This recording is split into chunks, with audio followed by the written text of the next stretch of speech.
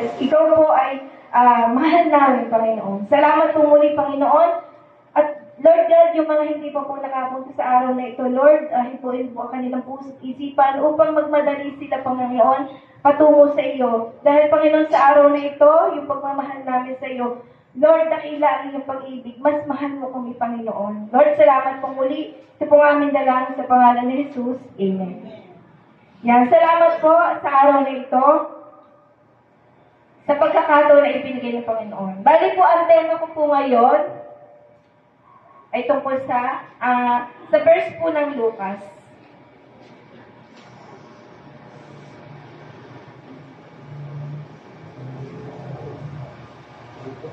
Yan, bali po, ang verse po ay sa Lucas 16 verse 11. Yan. Ang tema po nito ay pinamagatang kung mahalaga ang pera. Yan, magugulat kayong pera. Kapag sinabi pera, di ba sabi nga, ang pera ay yung palamutin natin dito sa mundo. Yan, kapag naisip po natin pera, sabi nga po sa Lucas 16:11, kaya kung hindi kayo mapapagkatiwalaan sa mga kayamanan ng mundong ito, sino ang magtitiwala sa inyo sa tunay na kayamanan? Yan po yung, ang ganda po ng mensahe ng Lord para sa atin. Bali po, ipakikilala ko po muna si Lucas sa verse na ito. Si Lucas po, ang may akda ng ebanghelyong ito, siya rin ay isang manggagamot. Yan, si Lucas po pala isang manggagamot. At isa din na manggagawa ni Pablo, siya din ang sumulat ng aklat ng mga gawa. Ang layunin po ni Lucas na mababasa ng mga hentil at ipinakilala niya si Jesucristo bilang tagapagligtas, kapwa ng mga Hudyo at hentil. Inilahad ni Lucas ang kanyang ebanghelyo kay Teopilo na ang ibig sabihin ay sa Grego ay kaibigan ng Diyos o minamahal ng Diyos. Ang ibig sabihin ng Lucas. Ang Lucius, ito ay ina ng sa Lucius, nangangahulugang naliwanagan na ang tao. Yan. Ready na po ba kayo? Yan po yung ating binigay ng Panginoon sa atin. Yan. Mahalaga ang pera. Yan. Kapag po naisip natin pera, yan maraming umaano sa ating isipan kapag sinabi natin pera. Yan yung umaano sa ating pagkatao. Sabi nga po, itong pera ay gamit natin sa araw-araw. Amen po ba? Ito yung ginagamit natin sa araw-araw. Yan, pambayad ng mga utang, pera. Pag may negosyo, pera. Pambayad ng mga bills, pera. Amen po ba? Lahat po ng napakagamitin ang pera. Pero, sabi nga po, kapag sinabing pera, ano pong inisip natin? Matutuwa ba tayo o magiging masaya? Yan, depende po ang sabi ng Lord dito. Mahalaga ang pera. Pero, ang sabi po, paano ba natin gamitin ang pera? Yan. Sabi po dito, aminin man natin o hindi, ang buhay ng tayo umiikot sa pera. Amen po ba? Umiikot po ang buhay natin sa pera. Yan, pagkagising pa po sa umaga, pera ang ating iniisip. Amen po ba? Magkano yung pandesal na bibilhin? Sa umaga yon. May pera pang pambili ng gatas at kape. Pera pa rin. Yan, magkano ibibigay na baon sa mga bata sa araw-araw? Sapat na ba ang 100? Ulam o tanghalian o hapunan? Ba ganun po yung maririnig natin kapag sinabi natin pera? Sabi nga po, hindi tumitigil ang iba't ibang katanungan tungkol sa araw-araw ng ating buhay dahil sa pera. Hindi tumitigil, hindi matatapos. Puro pera. Sabi nga po, alam mo ba na may halos 500 talata sa Biblia patungkol sa pananampalataya? Yan sa faith, may 500 palang talata tungkol sa pananampalataya. At mga 400 namang talata tungkol naman sa panalangin, prayer o panalangin. Yan yung nasa Bible, 400. Kung kapag basa kayo ng Bible, mabibilang niyo po, may 400 palang talata patungkol sa panalangin. Ang faith at prayer ay mga mahalagang paksa sa ating buhay Kristiyano. Amen po ba? Yung faith at prayer, mahalagang paksa yan sa ating mga Kristiyano. Subalit, alam mo rin ba na may higit 2,300 ang para sa talata sa Biblia ang patungkol sa kapirahan? Yan mas madami. At mga pag-aari, money o possession. Hindi lang iyon kalahati. Diba sa 38 kalahati, 16. Halos kalahati ng mga talinhaga o parables sa Biblia ng Panginoong Jesucristo tungkol sa kapirahan at pag-aari. Yan. Mas madami po yung nasa Bible, yung talata. 2,300. Alam ng Diyos, sabi nga po dito, alam ng Diyos ang kahalagahan ng pagkakaroon ng isang tamang pananaw o pamamahala sa kapirahan. Yan, sino po dito yung mga magaling mamahala ng kapirahan? Yan, isang tamang pananaw o pamamahala sa kapirahan at kayamanan sa mundong ito. Yan, sabi ko, inisip siguro natin, akala natin yung kayamanan lang pera. Pero sabi ko, hindi po yan ang tunay na kayamanan. Yan. Dahil kung mali ang ating pananaw, mali rin ang ating pamamahala sa kayamanan. Kapag mali pala yung ating pananaw, naliligaw tayo. Mali din yung magagawa natin sa pamamahala ng kapirahan. Yan. Sabi nga po, ang magiging resulta nito ay kahirapan, sakit sa puso o sakit sa bulsa. Amen po ba? Kapag mali yung pamamaraan natin sa kayamanan dito sa mundong ito. Kaya kailangan nating malaman kung bakit mahalaga ang mga katotohanan ito. Balik ito po yung magiging, kung bakit mahalaga yung ipapahayag ng Lord, yung katotohanan ito. Ready na po ba kayo? Amen. Yan. Muli po, walakpakan natin ang Panginoon. Yan, sa oras po ito, wala akong matutulog. Kasi kapag pinatulog kayo ni Satan, alam niyo na, para hindi nyo marinig o maunawaan yung salita na ibigay ng Lord sa inyo sa oras na ito. Yan. Amen po ba? Yan. Ready na po ba kayo? Ang una po, sabi nga mahalaga ang pera. Ang una pong kailangan nating malaman kung bakit kailangan nating malaman ang katotohanan. Una po, ang pamamahala sa kapirahan ay may impluensya sa ating kaugnayan kay Kristo. Yan. Yan po pala yung katotohanan. Mayroon pong impluensya. Ano po ba yung mga impluensya na yon? Na kailangan sa ating kaugnayan kay Kristo. May impluensya ang pera para sa ating ugnayan kay Kristo. Amen po ba? Siguro maiisip nyo, ano kaya yun? Yan. Kailangan po natin, sabi po sa Lucas 16, verse 11, sabi po dito nga, kaya kung hindi kayo mapagkatiwalaan sa mga kayamanan ng mundong ito, sino ang magtitiwala sa inyo sa tunay na kayamanan? Yan. Bukod sa kayamanan dito sa mundo, may mas higit na kayamanan. Na yun ang ating aalamin, yung mas higit na kayamanan. Sabi dito, may tunay na kayamanan pa pala na higit sa kayamanan ng mundong ito. Subalit, sabi po dito, hindi natin ito makakamtan kung hindi natin matututunan ang pamamahala ng kayamanan ng mundong ito. Yan, kailangan nating matutunan muna yung pamamahala sa mundong ating ginagalawan. Yan. Sabi dito, habang ating pamamahalaan ang kapirahan at kayamanan, ayon sa pananaw ng Diyos. Yan. Sa pananaw ng Diyos, kailangan natin doon malaman yung katotohanan, yung pamamahala na pananaw ng Panginoon. Yan, sino dito namamahala, pananaw lang natin. Yan, ayaw ng Lord ng ganyan. Gusto niya yung pananaw na galing sa Diyos. Kasi kapag galing ito sa Diyos, mabuti ang kahihinatnan nito. Amen po ba? Amen. Yan, sabi po dito, magkakaroon din tayo ng isang malapit ng malalim na kaugnayan sa ating Panginoon. Hindi lang iyon. Magkakaroon din tayo ng maranasan ang sinasabing tunay na kayamanan.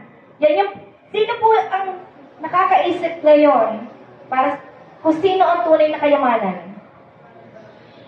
Naisip na po natin ba kung sino ang tunay na kayamanan sa oras na ito? Yan, praise God, marami pong nakakalam. Ang tunay pong kayamanan ay ang ating Panginoon, si Jesus Christ. Yan, wala na po tayong ibang iisipin na kayamanan, kundi ang namumuna ay ang Panginoon Diyos, si Jesus Christ. Kailangan po kapag sinabi natin, o sino yung kayamanan mo? Sino yung tunay mong kaligayahan? Yan, kung isipin po natin doon, si Jesus Christ lang. Yun po, kapag sinabi natin ang tunay na kayamanan, yung pera lang natin, yung tanyag lang natin, yung pinag-aralan natin, yung business natin, naku, maliligaw po tayo yan. Yan. Ang isipin po natin at ang pinakamaganda kapag naisip natin na ang tunay na kayamanan ay si Jesus Christ, blessed po tayo. Amen po, pakisabi po sa katabi natin, blessed ka ngayon. Yan. Sabi po, ang tunay na kayamanan ay ang ating manlilikhang hari. Hari ng mga hari, Diyos ng mga Diyos, Panginoon ng mga Panginoon. Yan. Diyos na gumagabay at nasa gitna natin. Amen po ba? Kapag tayo gumagawa ng kabutihan, ang Diyos ang nasa gitna natin. Pero kapag tayo gumagawa ng kasamaan, hindi po ang Diyos ang nasa gitna natin. Amen po ba? Sino dito laging mas malamang pa ang gumawa ng masama? Kumpara ang gumawa ng mabuti. Yang kailangan po, ang sabi ng Lord, dapat yung kabutihan ang mas lawang sa atin. Yan. Kasi, sabi nga, hindi tayo perfect. Isa lang ang perfect, ang Lord. Lahat tayo makasalanan. Kaya sabi nga, pagsisikapan natin makagawa ng kabutihan, nasa palig tayo ng Panginoon. Dahil siya yung tunay nating kayamanan. Yan, sabi ko, yung mga pamilya natin, yan, kayamanan niya natin. Siyempre, namumuna si Lord. Pamilya natin. Yan yung ating mga kayamanan. Pamilya na may takot sa Lord. Siyempre, kapag pamilya na walang takot sa Lord, masasabi mo bang kayamanan yan? Walang takot sa Lord eh. Ay, hindi sila natatakot gumawa ng masama eh. Sabihin, hindi sila panig ng Lord. And hindi masasabi mo ba yung kayamanan? Hindi sabi niyan, Lord. Yan yung mga kagandahan ng iyong kalooban, kayamanan yan. Kagandahan ng iyong kalooban, ng iyong puso. Kayamanan yan dahil diyan ka kumukuha ng mga gagawin mo, yung mga iisipin mo, yung masasabi mo. Yan, amen po ba? Sabi nga, huwag masyadong magpaalipin sa pera. Sino po dito magpapaalipin sa pera? Tayo ang magdadala sa pera, hindi tayo ang dapat dalhin ng pera. Amen po ba? Yan, hindi ito madadala pag namatay. Yan, sabi nga po, ano na, yung sabihan na agad, on the spot, hindi tayo madadala ng pera. Yan. Mas mahalaga ang pamilya at mga taong nagmamahal sa iyo. Yan yung tunay natin kayamanan, yung pahahalaga natin ang pamilya natin at yung mga nagmamahal sa atin. Dahil sila ang tunay na kayamanan. Yan. Ano na po natin ngayon? May natutunan po ba tayo sa number 1? Ang tunay nating kayamanan ay ang Panginoon. Pamilya natin, yung mga taong naglalagay sa atin sa kabutihan. Kagaya sa mga pamilya natin na niyayaya natin sa church. Ini-invite natin at tinubon tayo. Napakasaya na ng puso natin. Amen po ba? Pero kapag tinanggihan tayo, di ba, tayo nasasaktan, mas higit na nasasaktan ng Panginoon kapag tayo ay tinanggihan. Kasi hindi naman tayo yung tinanggihan, kundi ang salita ng Lord. Amen po ba? Yan. Yan yung number 1 na pagninilayan natin at ma-share natin sa bawat isa. Amen po ba? Yan. Palakpakan natin ang Lord sa unang mensahe niya. Yan. Sa pangalawa namang mensahe, natungkol pa rin sa kaperahan. Sabi nga, bakit mahalaga ang pera? Pero sabi, depende sa pamamahala, sa pananaw ng Panginoon. Ang pangalawa po, ang kayamanan o kaperahan ang umaagaw sa pangunahing pwesto ni Kristo sa ating buhay. Yan, kailangan pala po yan, mahalaga. Kasi ang kaperahan pala ang umaagaw sa atin sa pwesto ng Lord. Sino bang nasa puso mo ngayon? Siguro ang pera. Hindi man natin aminin ngayon, pero sabi, kapag hindi ka umamin, dinadaya mo ang sarili mo. Dapat sabi ni Lord, siya yung nakapwesto sa iyo, hindi ang pera. Yan sabi, Kasi ang pera daw yung umaagaw sa pwesto ng Lord. Amen po ba? Agree po ba kayo doon? Pakisabi sa katabi mo, si Lord ang dapat nasa pwesto ng puso mo. Pakisabi sa katabi mo, baka natutulog. Yan. Amen po ba? Sabi po sa Mateo 6:24,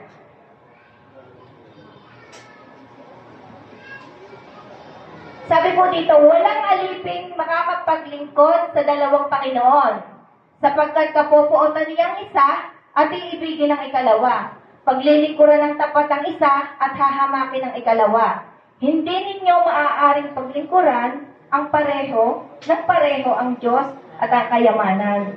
Yan yung sinasabi ng yung katotohanan. Hindi ninyo pwedeng paglingkuran ng ang dalawa, ang Diyos o ang kayamanan. Sabi nga po, laging tandaan na ang kayamanan at kapirahan ang pangunahing kaagaw. Agree po ba kayo? Nagiging kaagaw po yan ni Lord sa pagiging Panginoon ni Kristo sa ating buhay. Yan, ilang beses na nga ba nating naisantabi ang Panginoong Jesus? Yan, isipin po natin, kailan ba natin laging naiisantabi si Jesus Christ sa ating buhay? Dahil sa ating trabaho, amen po ba? Naiisantabi natin ang Lord dahil sa ating trabaho. Sino po dito yung nakaka-relate? Di ba po minsan, araw ng Sunday, dapat yun mahalaga, yun yung day off. Pero ang nangyayari, yun yung pinapasukan at yun yung pinakang, sabi nga, kagaya sa mga SM, yun yung araw ng madaming tao. Pumupunta sa mga lugar na madaming tao. Siyempre, nagiging kaagaw na yun kay Lord. Imbis na nasa Panginoon ka, andun ka sa trabaho. Yan po yung katotohanan na sinasabi ng Lord na nagiging kaagaw sa pwesto ng Lord, sa ating trabaho, sa ating negosyo. Amen po ba? Sino may mga negosyo dyan? Yan, di ba? Sila yung, aminin man natin o hindi, sila yung nagiging kaagaw natin. Yung sa pwesto ng Lord, yung trabaho. Diba minsan nga, sabi nga, kapag tayo may mga negosyo, ikaw yung hari ng iyong pamilya, di ba? Ikaw yung makakapag-decide sinong pipiliin mo, si Lord o yung negosyo. Di ba pwede namang ang negosyo mo pagkatapos mong sumimba? Amen po ba? Dati po, hindi ko din niya naunawaan nun. Negosyo muna, or yung munang mahalaga sa'yo tapos ang Lord. Pero sabi nga nung, habang tayo natututo at nakakaunawa sa salita ng Lord, maisip po natin yan. Ilalagay yan ng Lord sa atin. Pero kapag si Satan ang naglagay yan, never po natin mailagay si Lord una sa puso natin. Amen po ba? O sa mga pagnanais na magkaroon tayo ng malaking kita, yan, di ba mga pag-aaral ng Sunday, gusto natin malaking kita, habulin natin kung ano yung mga dapat nating trabahuin na malaking kita kasi one time lang yan eh. Amen po ba? Sino pong nauna? Yung kikitain ng malaki o si Lord? Di ba minsan nangyayari po, yung malaking kita muna bago si Lord. Sabi nga po, kapag inuna daw natin si Lord, yung ninanais mong malaking kita, mas higit pa doon yung magiging kita na ibibigay sa'yo ni Lord. Dahil triple eh. Inuna mo si Lord. Masunurin itong anak ko eh. Amen po ba?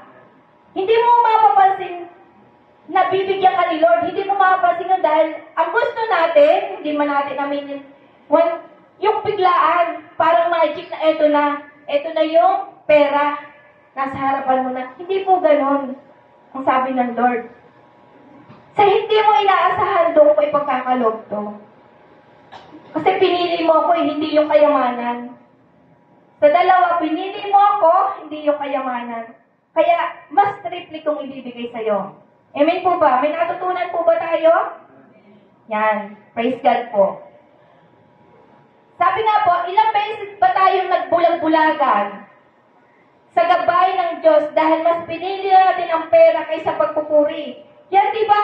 Minsan pinipili natin yung pera kaysa magpuri tayo dito sa church kasi boring. Yung sinasabi nga po, hindi naman lahat. Pero ako may nakaka-encounter na ako, boring po sa church. Pero sabi, kapag sinabi mo yan, inilagay mo na si Lord sa pangalawa. Inuna mo yung kapirahan. Kasi sa salita pa lang eh. Kasi yung bibig natin makasalanan. Yung bibig din natin, siya pumupuri. Dalawa po yung nilalaman ng bibig natin. Isang pumupuri at isang nagsasabi ng masama. Yan. Minsan po talaga nagbubulag-bulagan tayo. Aminin po natin. Kahit alam na natin ang tama, pero pagtatakpan pa rin natin. Dahil sa kaperahan. Yan po yung ayaw ng Lord. Yan, hindi maaaring maglingkod tayo sa kayamanan. Kahit maliit lamang at naglilingkod ka pa rin sa God, ayos sa God. Kailangan mamili lang tayo sa dalawang ito, ang Panginoong Jesus o ang kayamanan. Kailangan po manaig sa atin yung Panginoon bago yung kayamanan. Amen po ba? Huwag pong matulog kasi pinapatulog po tayo ng kalaban para hindi natin malaman yung katotohanan. And amen po ba? Kailangan po ipaglaban natin. Sabi po din dito,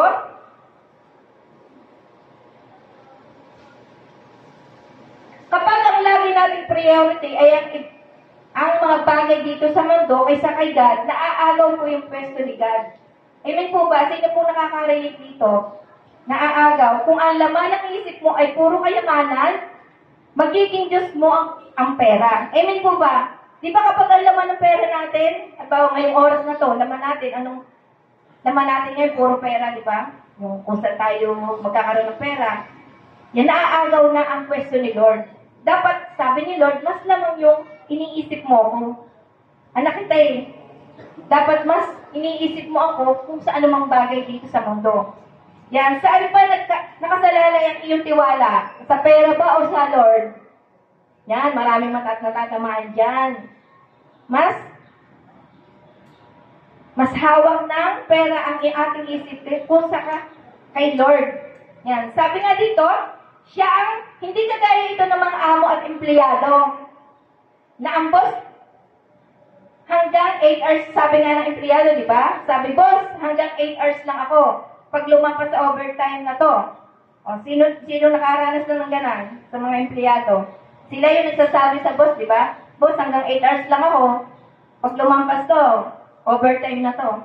Di ba ganon? Di ba dapat ang Lord magsabi, o hanggang 8 hours na kayo, pag lumampas, overtime na. Yan, may mga empleyado kasi na ganon.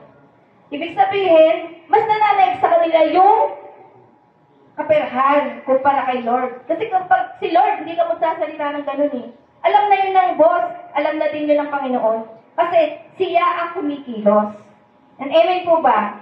Nagkakasala lang tayo kung makakapagsalita pa tayo ng hindi nararapat. Yan, babaliwain mong isa.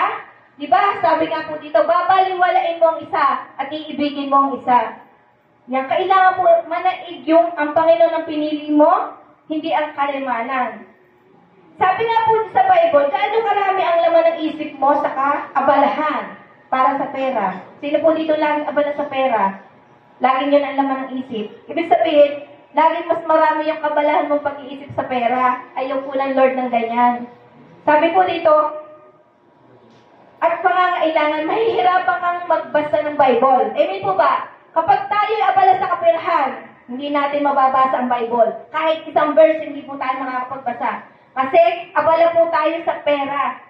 Abala tayo sa kung anumang bagay, yung ating hanap buhay, yung ating mga kailangan gawin, yung ating mga luho. Abala tayo doon.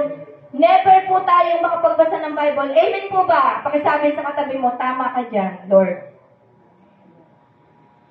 Yan. Sabi po dito, mahihirapan ka magbasa ng Bible at magpasalamat sa Lord. Kapag marami ka ng pera, hindi ka na magpapasalamat sa Lord eh. Hindi mo na maisip yon. Sino po nakaranas na ng ganun?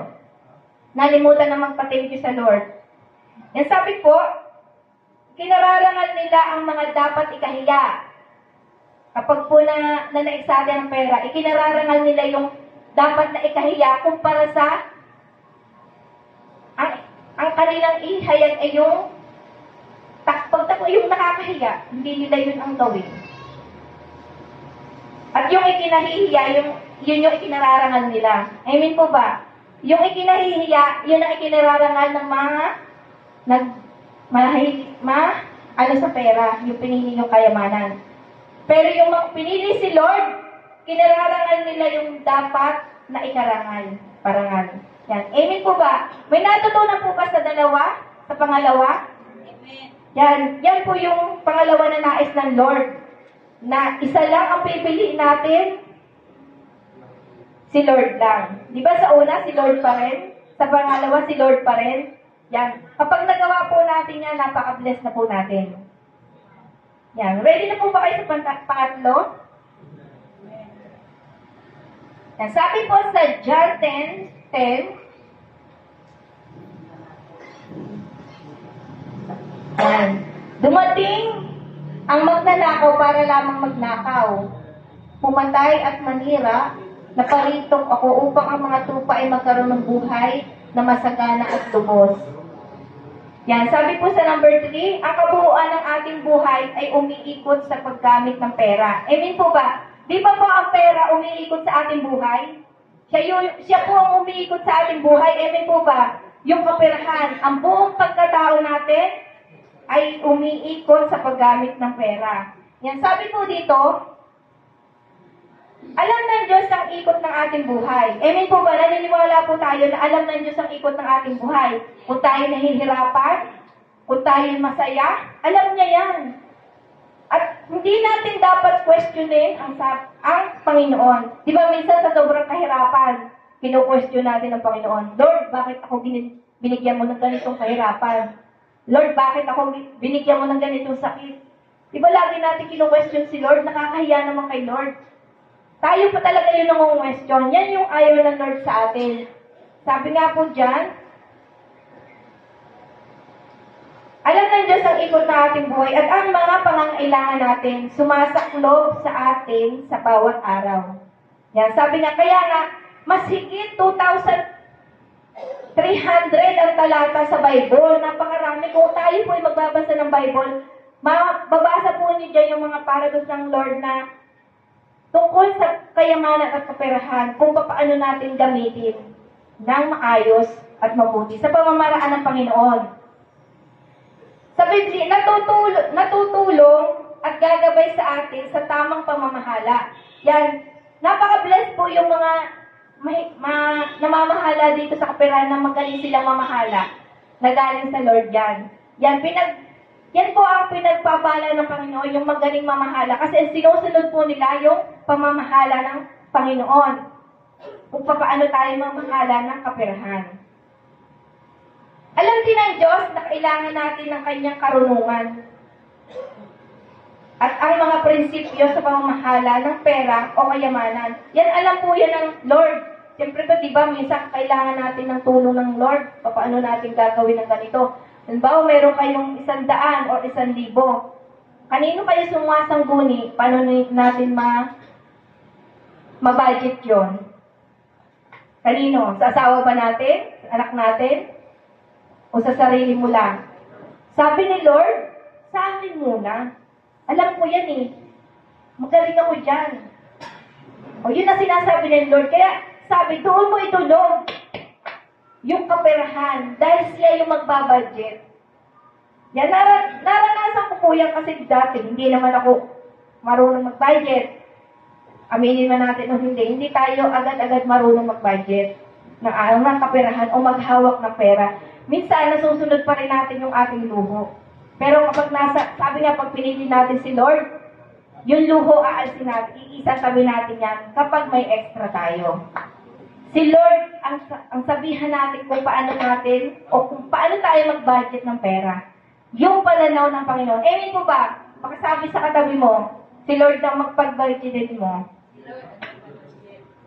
Yan. Ang Panginoon pa rin. Di ba sa una, pangalawa ang Panginoon? Pangatlo, para pa rin sa Panginoon. Yan. Kung ang Biblia ay ating babasahin at pagbubulay-bulayin, makikita natin ang mga katangiang prinsipyo sa buhay patungkol sa pamilya, di ba? Sa ministry, sa negosyo, at sa bayan. Yan, sa totoo lang, kompleto Ricardos ang Biblia. Amen po ba? Naniniwala po ba kayo? Kompleto sa Ricardos ang Biblia. O, palakpakan po muna natin si Lord. Yan, napakaganda po dahil itong Bible po, kompleto Ricardos. Ito ay tamang timpla ng Panginoon. Wala na kayong idadagdag, wala din kulang. Kasi si Lord po ito. Amen po ba? Yan po yung nais ng Panginoon sa atin. Yan po yung inihan ng Panginoon, yung mga katotohanan na dapat nating isabuhay. Ang tungkol sa kaperahan. Ang pera po, kapag tayo po ay, ang pera ang nagdala sa atin, saan po tayo pupulutin? Sa kapahamakan. Dapat po tayo ang magdadala sa pera. Tayo ang hari ng pera eh. Hindi ang pera ang ating hari. Yan. Siyempre po, ang pinakahari sa atin ang Lord. Tapos tayo yung ginamit ng Lord para sa pera. Kaya tayo yung magdadala sa pera, hindi ang pera ang tayo ang madadala. Kasi po sabi, importante sa bawat taong pera. Amen po ba? Kasi kung walang pera, paano tayo makakabili ng ating mga pangailangan? Sabi nga po, di ba ang mga ibon nilikha ng Lord? Wala namang ibinigay si Lord na pagkain doon. Walang ibinigay na trabaho ng ano, di ba? Sa ibon na lang natin i-ano yung ating buhay. Sila po ay nilikha ng Lord. Pero wala naman silang ano. Pero ang Diyos, sabi nga, ang Diyos ang nagbigay sa kanila ng pagkain. Diba? May mga pagkain ng ibon. Binigyan ng Lord ng isda. Para doon, yun yung kanilang kakainin. Mga bungang kahoy. Yun yung kanilang pagkain. Kaya sabi nga, napakabuti ng Panginoon sa atin. Kasi hindi po tayo pinababayaan ng Lord. Tayo lang po ang gusto natin agad sa isang iglap, parang magic. Hindi po ganon. Habang tayo po nabubuhay sa mundong ito, ang Lord po ang mahala sa atin. Basta sumunod lang po tayo. Para po sa isang magulang. Para sa kanilang anak. Ano pong nararamdaman ng magulang kapag ang isang anak ay hindi sumunod sa kanila? Para sa mabuti. Huwag mo sundin ang magulang mo kung masama ang papagawa sa'yo. Anak, magnakaw ka. Anak, kumuha ka doon ng ano mo sabihin. Yun yung hindi susundin ng anak. Pero kapag sinabi ng magulang, yung mabubuti, yun yung sundin nila. Ganon din sa Panginoon, kapag hindi tayo sumunod, masama ang pakiramdam ng Lord. Umiiyak ang Lord para sa atin. Kasi mas bigas ang ulo natin eh. Ang gusto ng Lord, masunurin ako ng bahala sa inyo. And amen po ba? Sabi po dito, pero dapat wag nating sambahin ang pera dahil maraming tao ang nabago dahil sa pera. At madami din ang dahil sa pera ang nawasak ng mga pamilya. Nagbago ka sa pabuti, pero nagbago ka sa pasama naman. Yan yung nagagawa ng pera. Pwede kang baguhin sa masama, pwede kang baguhin sa mabuti. Ang pera daw naluluma, nabubulok. Kaya huwag hayaang mabulok yung pagkatao natin. Amen po ba? Sino gusto dito mabulok yung pagkatao natin na dahil sa pera? Yan, sabi huwag po natin hayaan na yung pagkatao natin ay mabulok ng dahil sa pera. Yan, madalas talaga ang pera ang dahilan kung bakit tayo problemado. Amen po ba? Sino may problema dito dahil sa pera? Natural lang po yan. Nagkakaroon tayo ng problema tungkol sa pera. Dahil yan nga po yung dala ng problema, anong pera yung problema. Pero hindi naman lahat problema. Sabi nga kapag wala kang trabaho, di ba? Wala kang pera, yun ang problema. Yan, madalas, pero kadalasan pa rin, ang dahilan kung bakit nagbabago at nakakagawa ng masama, dahil pa rin sa pera. Yan, nakakagawa ng masama yung mga tao dahil sa pera. Masarap magkaroon ng maraming pera, amen ba? Sinong gusto dyan nangarap maraming pera? Masarap magkaroon ng maraming pera. Sa totoo lang. Pero sabi nga, huwag hayaang baguhin yung ating ugali. Kasi kapag marami tayong pera, nababago ugali, di ba? Nawawalan ka ng galang. Dahil sa pera. Nagiging mayabang tayo dahil sa pera. Nagiging sinungaling tayo dahil sa pera. Sino mga natatamaan dyan? Nagsisinungaling tayo dahil sa pera. Yung luho natin, dahil pa rin yan sa pera. Yung bisyo natin, dahil pa rin sa pera. Yan yung ayaw ng Lord. Wag tayo na baguhin yung ugali. Di ba minsan, mahirap lang tayo, no? Tapos bigla tayo yumaman. Nung mahirap tayo, maganda yung ugali natin. Nung yumaman tayo, nag-ibang ugali natin, di ba? Yun yung sinasabi ng mga tao na yumaman lang, nag-iba ng ugali. Yun yung, siguro, nung nag-ibang ugali, merong humiram, hindi napahiram, sasabihin ng masama ang ugali. Di ba ganun kalimitan? Meron namang, naging matapobre na. Meron naman talagang totoo. Meron din hindi. Meron din parang nagbintang lang tayo o nag-judge. Meron naman talagang totoo. Malalaman naman natin yung totoo, di ba? Kasi matalino tayo eh. Binigyan tayo ng katalinuhan, Lord, para malaman natin yung nagsisinungaling at hindi. Amen po ba? Sino dito yung madaling, ano yung nararamdaman natin kapag ang isang tayo nagsinungaling? Ano yung naaano niya sa iyong sarili? Kapag ang isang tao ay sisinungaling, kinausap mo siya, kakabahan ka na. Ibang kaba kasi hindi naman tayo lang kinakabahan eh. Amen po ba? Sino nakakaranas ng ganan? Binigay sa atin ng Lord ang lahat para natin malaman kung ang isa bang tayo nagsisinungaling, kung ang isang tayo manloloko. Di ba minsan may mga nandadaya sa kaperahan, sasabihin sa iyo, ganito, may mga nabubudol. Yung isa yung ibinigay ni Satan. Pero mabait ang Lord. Binigyan tayo ng mata, binigyan tayo ng pagdamdam, binigyan tayo ng salit ng bibig, ng tenga, para malaman natin, ito lang. Yun lang ang binigay ni Lord na doon, yung matutuklasan natin kung paano tayo binigyan ng Lord para malaman natin yun. Yan. Amen po ba? Maganda po, di ba? Sabi nga, masarap pag gano'n marami, pero huwag lang baguhin yung ugali. Sabi po sa 1 Timothy 6 verse 10, sabi po dito, sapagkat ang pag-ibig sa salapi ay ugat ng lahat ng kasamaan. Yan, kapag po umibig tayo sa salapi, lahat po makapunta tayo sa kasamaan. Dahil sa paghangad na yumaman, may mga taong nalalayo sa pananampalataya. Amen po ba? Kapag tayo naghangad ng mayaman, napapalayo tayo sa pananampalataya. At nasasadlak sa maraming kapighatian. Yan, nagkakaroon tayo ng maraming problema, kapighatian, dahil saan? Dahil pinahalagahan natin, naghangad tayo ng masigit. Dapat si Lord ang ating masigit na pahalagahan. Dahil siya naman ang lahat ng kayamanan sa Kanya eh. Kapag nagsabi ka lang kay Lord ng tao sa puso mo, napaka-bait ng Lord. Ibibigay agad yan. Kapag tama daw ang hangad natin. Pero kapag masama, kahit anong hingi natin, hindi yan ipagkakalob ng Lord. Kasi mapapahama ka eh. Amen po ba? Yan, sino po nakaka-relate?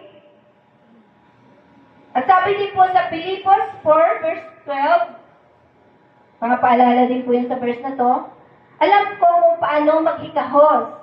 Alam ko rin kung paano managana. Natutunan ko na ang sikreto kung paano masiyahan sa anumang kalagayan sa buhay. Ang mabusog o ang magutom, ang managana o ang maghirap. Yan. Kapag po naranasan natin yan, malalaman natin na, di ba naranasan man natin kung paano tayo maghirap? Naranasan lang natin kung paano tayo managana. Yung kalagayan natin, kung paano tayo masiyahan, kung paano tayo magalit, kung paano tayo mabusog at magutom. Yan, kailangan po maranasan natin yan para malaman natin yung kalooban ng Panginoon. Para po sa kaperahan, paggalaw natin, alam na natin, hindi na tayo maliligaw. Amen po ba? May natutunan po ba tayo? Yan, sabi po, ang Diyos ang tunay na sambahin, siya ang tunay na kayamanan. Mapalad ang tao, siya ang nasumpungan. Yan. Sino po dito nakasumpong na kay Lord? Napaka-bless po na natin kapag si Lord yung nasumpungan natin. Amen po ba? Okay. Palakpakan po muli natin ang Panginoon. Sa tatlo po ang binigay ng Panginoon, may natutunan po ba tayo? Yan. Bless po yung may natutunan at maibabahagi po natin sa bawat isa. Sa pamilya natin, sa trabaho natin, sa mga kapitbahay natin, lahat po, lalo na sa pamilya natin, para po maakay natin sila patungo sa Panginoon at hindi po sila maagaw ng kalaban. Amen po ba? Yan. Bago po tayo mag-awakas, nais ko po munang manalangin tayo. Yumuko po tayo. Ang Panginoon, marami pong salamat dahil naunawaan mo ang aming mga pinagdadaanan sa araw-araw.